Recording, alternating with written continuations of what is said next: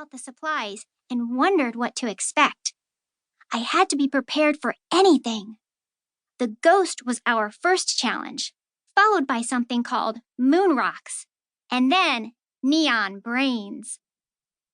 Jeremy's team already has their bottle, called out Phoenix Altman, who was on my team.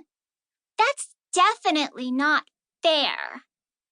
I agree, said Julia Yoon from the table diagonally across from ours. Everyone's eyes zoomed in on Jeremy Rowe.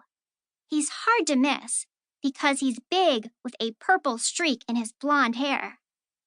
Arms folded, he stood next to his teammates, Mamito Alvarez and Elijah Williams. The three blinked as if someone had taken a photo with a really bright flash. Boys, I strongly suggest you put the bottle back, said Ms. Daly in a firm voice. Brushing a curl off his forehead, Jeremy said extra sweetly, I didn't know we weren't supposed to take it yet.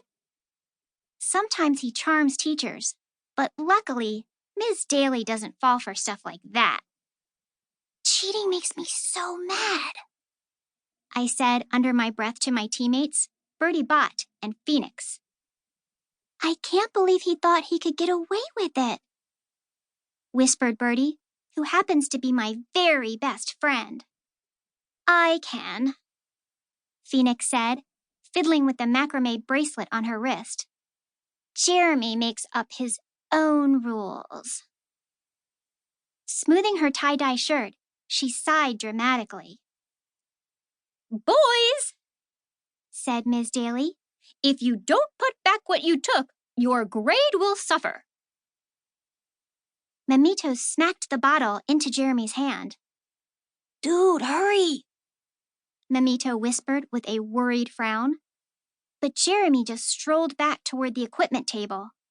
Meanwhile, his teammate Elijah peered up at a poster about molecules. He's my other best friend, and I know he'd never purposefully cheat. Mr. Rowe, you're moving slower than pond water. Ms. Daly waved her glove-covered hand. You wouldn't want to be the cause of your team being disqualified from winning the prize, would you?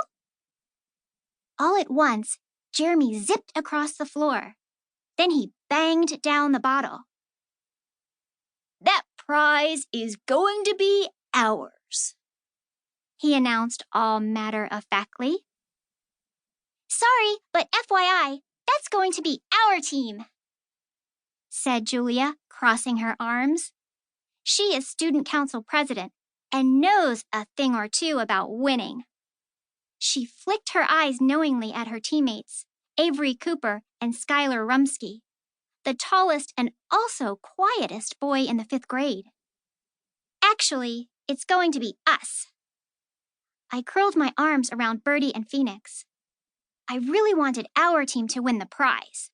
The chance to do the vomiting pumpkin demo at the fall festival this weekend. This year is our last fall festival at Franklin, since we'll be in middle school next year. So it's got to be epic. And yes, the demo is as cool and disgusting as it sounds.